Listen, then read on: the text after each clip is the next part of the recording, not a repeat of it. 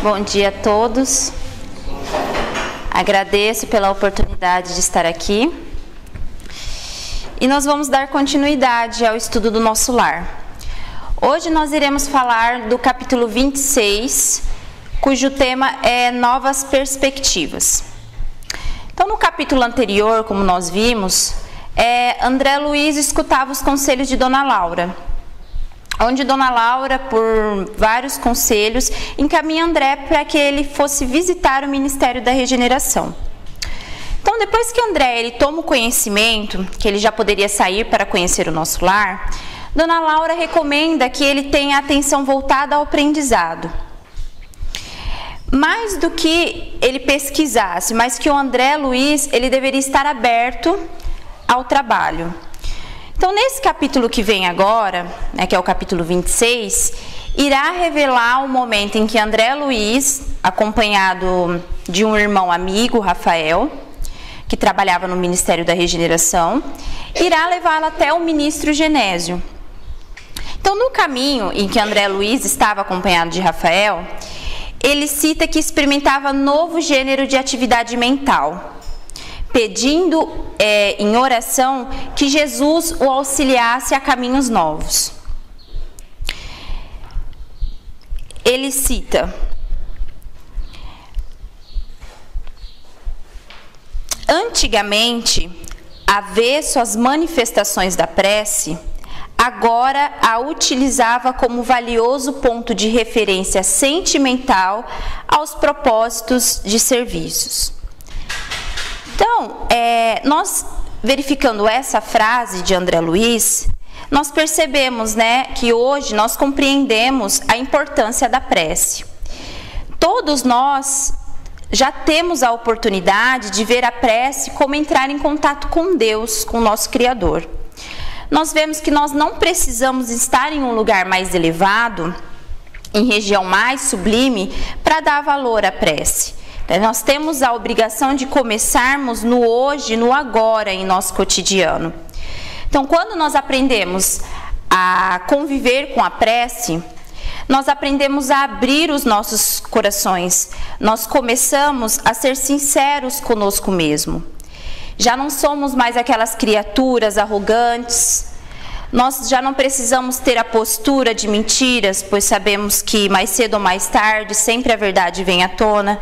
Então, quando nós começamos a entender a prece como fonte geradora para nossas almas, nós temos a sinceridade em nosso propósito, tudo em nossa vida vai para o rumo certo.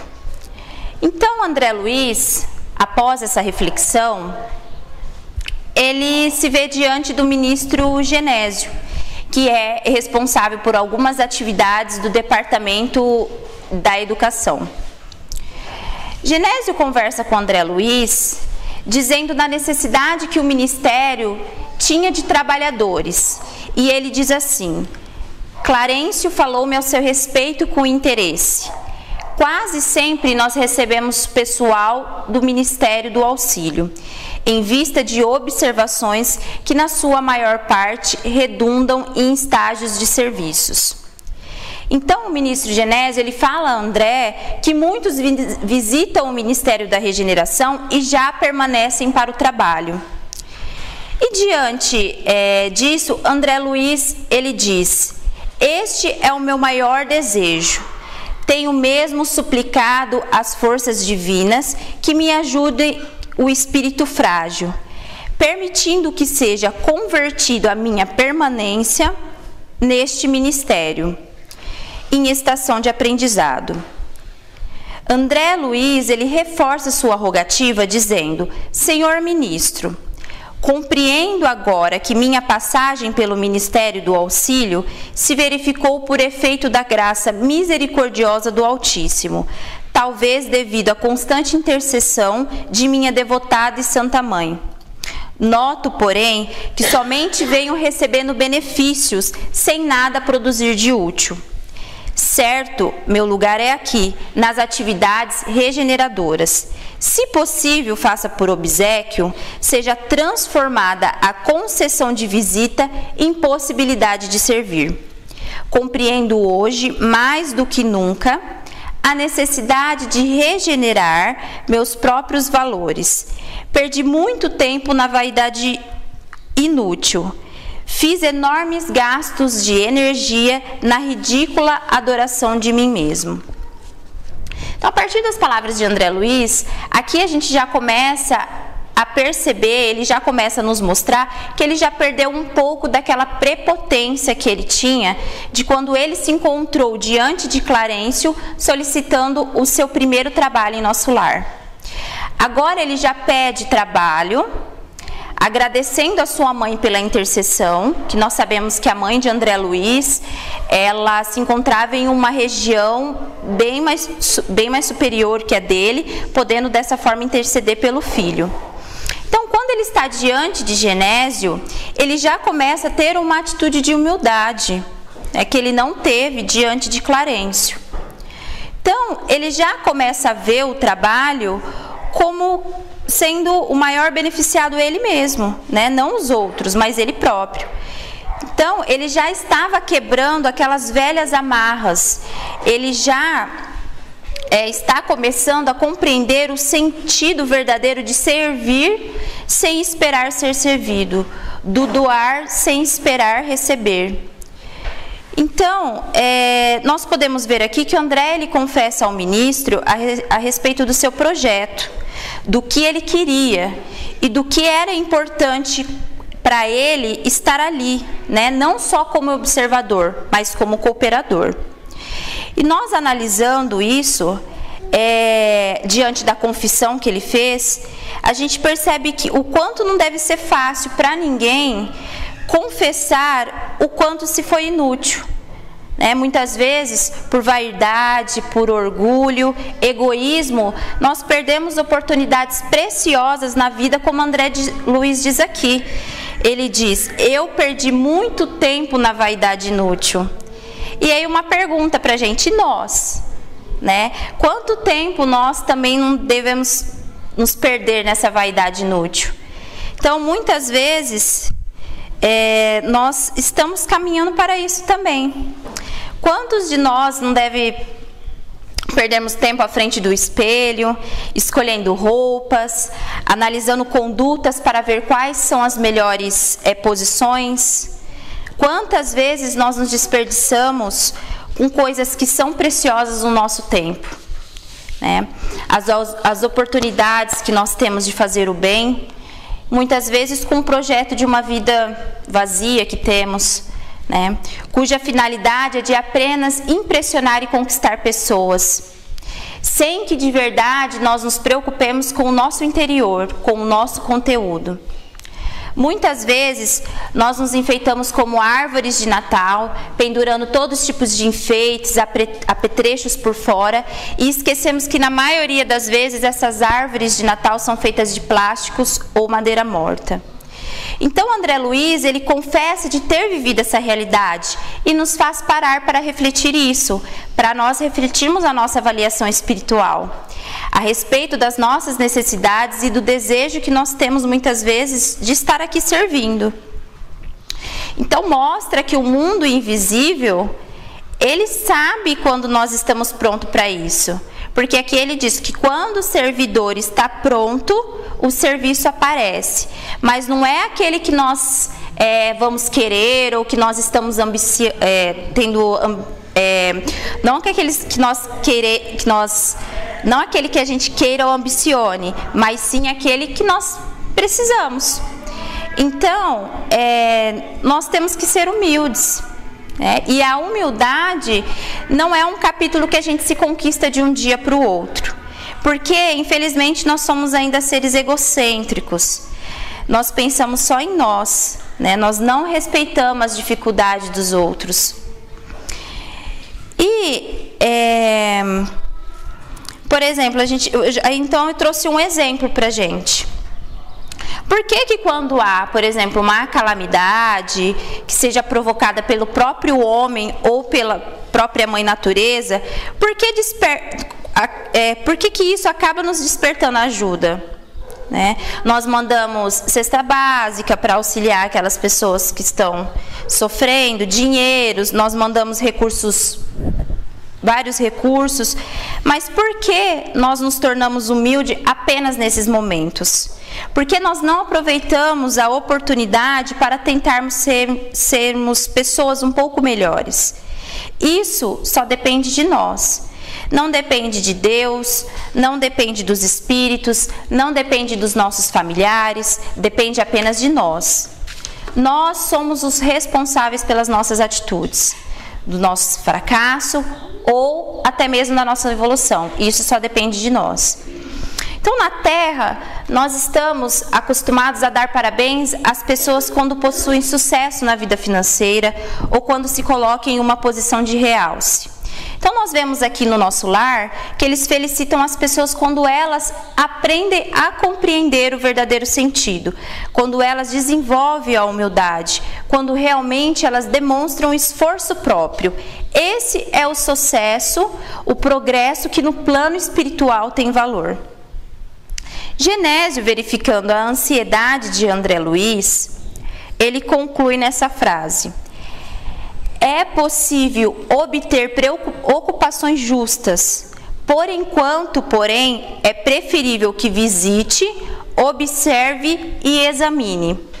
Então, nessa frase, nós observamos que Genésio, ele está sentindo a boa vontade de André, a vontade de André de começar a trabalhar. Só que ele faz um alerta a André, ele fala: neste momento, André, ele fala para o André, neste momento você visite, você observe, você examine, explicando para ele que no momento ele não iria trabalhar. Ele iria como se fosse estagiar, né? E dentro desse processo de estágio, era para ele fazer essa observação para depois ele começar a trabalhar.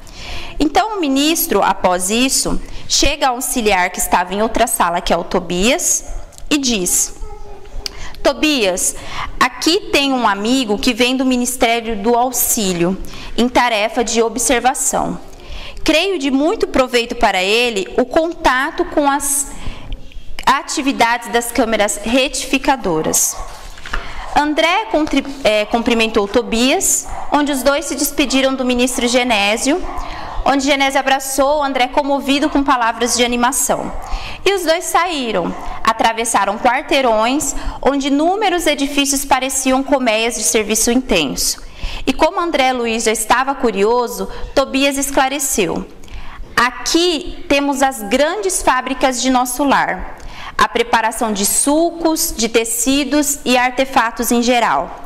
Dá trabalho a mais de 100 mil criaturas que se regeneram e se iluminam ao mesmo tempo.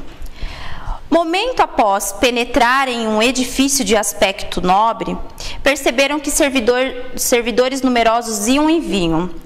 Depois de extensos corredores, depararam-se com vastíssimas escadarias, comunicando com pavilhões inferiores. Desçamos, disse Tobias. E notando a minha estranheza, Tobias esclareceu: as câmeras de retificação são localizadas nas vizinhanças do umbral.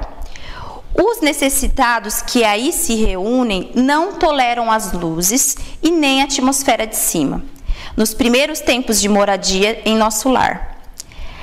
A partir disso, nós extraímos mais coisas. Nós estamos aprendendo, nós começamos a aprender que no nosso lar é uma cidade de transição entre o umbral e as dimensões mais elevadas. E ela recebe pessoas que vêm de regiões terrenas e que estão nas áreas inferiores vibratoriamente falando. Então, só que esses espíritos que são acolhidos em nosso lar, eles ainda estão guardando as impressões umbralinas da escuridão, das dificuldades. Então, como os espíritos são generosos em nosso lar, eles possuem um ambiente adequado, onde essa escadaria vai para a parte subterrânea. É um ambiente com pouca luminosidade, com dimensões vibratórias que favoreçam aqueles espíritos recém-chegados, porque eles ainda não estão acostumados e é preciso de uma adaptação. Então, Então, os amigos espirituais nos mostram o respeito que eles possuem com seus irmãos necessitados. Respeitam as condições daqueles que chegam. Se eles não podem andar, carregam, oferecem macas, apoiam, dão ao espírito condições não por exigências, mas por suas concessões, seu equilíbrio, sua paz. Ele terá tempo para aprender mais adiante que pode andar, que ele terá tempo para aprender que ele pode levantar-se, mas enquanto as suas mentes ainda elas estão fixadas naquelas condições de inferioridade, não adianta, né, no momento, eles quererem fazer discursos para que eles se convençam. Então, por enquanto, no momento, é preciso tratar primeiro daqueles espíritos. E nós usamos de exemplo aqui para nós, né? Por exemplo, quando nós vamos desempenhar um papel, nós queremos auxiliar um amigo nosso. A gente quer ajudar a atender a pessoas carentes ou pessoas viciadas. Nós vamos lá prestar o serviço a esses nossos irmãos. Mas nós reclamamos do odor, do mau cheiro dos nossos irmãos, ou a gente reclama do cheiro de álcool que essas pessoas estão. Então, como que a gente quer auxiliar dessa forma? Como que a gente quer ajudar no auxílio ao trabalho? Então, a gente precisa acolher as pessoas como elas estão, assim como fazem os espíritos do nosso lar. Então, já finalizando, esse capítulo ele não é o último do nosso lar, né? Mas ele já nos ensina sobre o trabalho sincero, ele já nos ensina sobre a humildade, né? Do nosso empenho, da nossa força que nós temos que ter diante do trabalho, da necessidade do nosso amadurecimento de fazer o bem, porque não basta nós tentarmos fazer o bem, ter vontade, né? A gente precisa realizá-lo e obedecer às regras de qualquer lugar onde o bem está sendo feito. Então era isso que eu tinha para trazer para nós nesta manhã de domingo. Agradeço a oportunidade, espero ter sido clara e objetiva para vocês. Obrigada, que Jesus esteja sempre conosco.